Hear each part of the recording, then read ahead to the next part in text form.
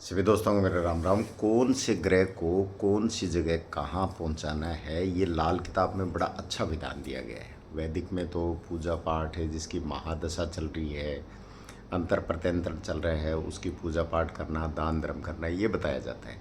लेकिन लाल किताब में बताया गया है कि अगर आपको किसी ग्रह को उसके उच्च स्थान में पहुंचाना है, शुभ स्थान में पहुंचाना है, तो उसके लिए अलग अलग चीज़ें और अलग अलग तरह से बताई गई है।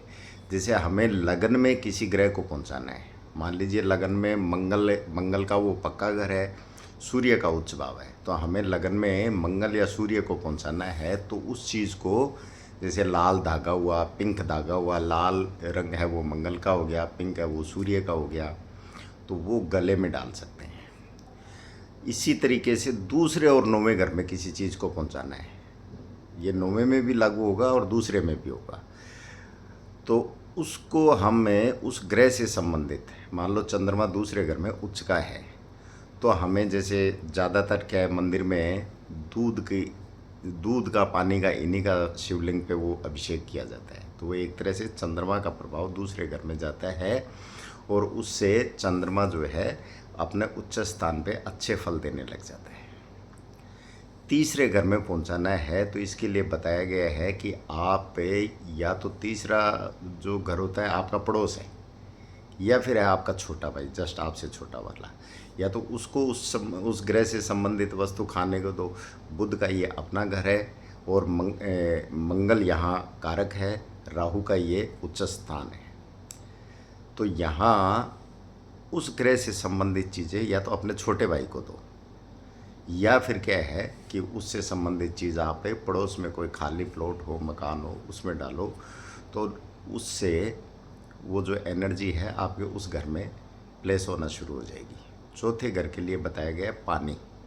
अब पानी की व्यवस्था हर जगह होती नहीं है, तो आप अपनी माता को दे सकते हैं, क्योंकि वो माता का भी है। पांचवें घर के लिए ये माना गया है सरकारी स्कूल। कारण क्या है कि पांचवा घर है सूर्य का घर है और गुरु यहाँ कारक है, तो सूर्य सरकार है, गुरु है वो ज्ञान है, तो वहाँ सरकारी स्कूल में जो 10वीं से 11वीं से पहले का जो छोटा स्कूल होता है, वो जो स्कूल होता है वो पांचवा घर है, तो वहाँ उस चीज़ को आप बच्चों में बांट सकते हैं। बच्चे आजकल लेते नहीं हैं, कोई देने भी नहीं देते हैं, हज़ार तरह के वहम होते हैं, तो आप उस स्कूल की बाउंड्री में उस वस्तु को डाल के आ सकते हैं। छठे घर के लिए आपको पाताल में डालना होगा, कुएं में। अब कुएं तो आजकल मिलते नहीं हैं, न बावड़ी मिलती है, पहले हुआ करते थे। तो अगर कुआं मिल जाए तो ठीक है, बावड़ी मिल जाए तो ठीक है, लेकिन तालाब लगभग क्या है, मिल ही जाते हैं, कच्चे पक्के जैसे भी हैं, क्योंकि खुदाई तो हो ही चुकी है एक तरह से। तो 3 फीट से ज़्यादा गहरी खुदाई हो चुकी है, तो उसको हमें 3 सवा 3 फीट से नीचे जो है पाताल लोक ही मानेंगे, तो आप वहाँ उस ग्रह की वस्तु को डाल सकते हैं।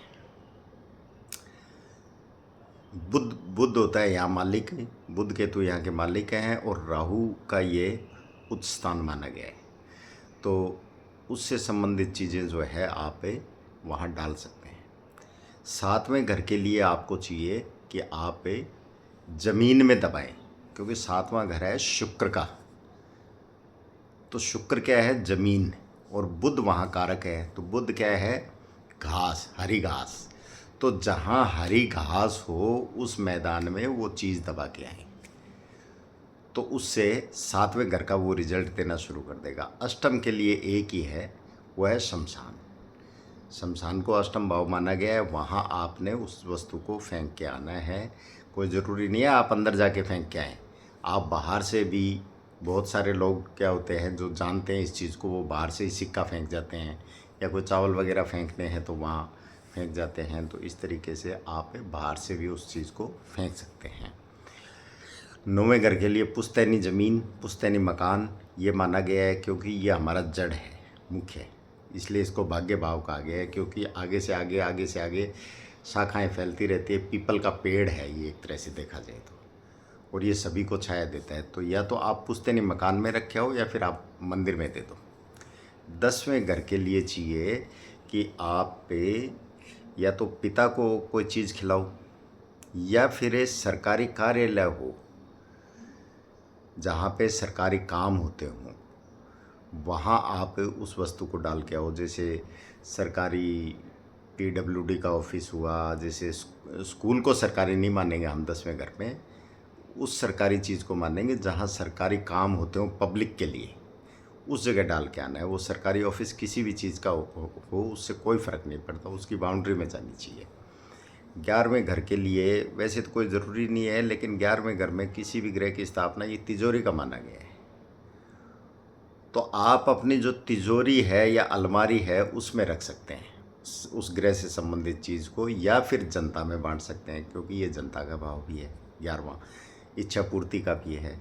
तो जिस ग्रह की आप जिस चीज़ की इच्छा करके जो चीज़ आप बाहर दान करेंगे पब्लिक में और तिजोरी में रखेंगे तो वो ग्रह आपका वहाँ का फल देगा। 12वें घर के लिए आपको चाहिए कि आकाश में, 12वां घर आकाश है, तो 12वें घर की चीज़ें आपको पक्षियों को डालनी चाहिए, लेकिन छत पे नहीं डालना है। छत भी हमारा 12वां घर है।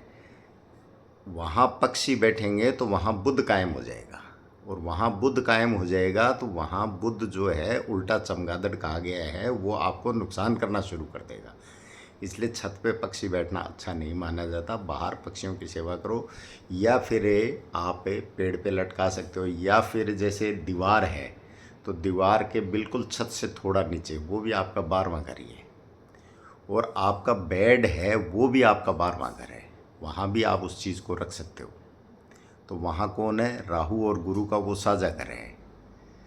तो उससे संबंधित चीज़ें, मान लो वहाँ राहु बैठा है तो लाल किताब में बताते हैं कि सिरहाने के नीचे सौंफ लाल कपड़े में रखनी है। तो वो एक तरह से सौंफ क्या है, मंगल को रिप्रेजेंट करती है, और ये बेड है हमारा 12वां घर है, तो वहाँ मंगल राहु को दबा देता है। तो इस तरीके से आपने क्या करना है, मनचाही इच्छा जिस ग्रह को मनचाहे स्थान पे पहुंचाना है उसकी वस्तु का आप लगातार 1.25 महीने तक, यानी 27 नक्षत्र 12 राशि उसके ऊपर से निकलनी चाहिए, तो वो जो ऊर्जा है वहाँ कायम होना शुरू हो जाएगी और वो वहाँ के आपको फल देना शुरू कर देगा। इस तरीके से आप भी अपने ग्रहों को उच्च स्थान पे, अच्छे स्थान पे, शुभ स्थान पे पहुंचा सकते हैं। और कोई ग्रह मान लो वहाँ खराब बैठा है तो वहाँ के 3 ही तरीके हैं।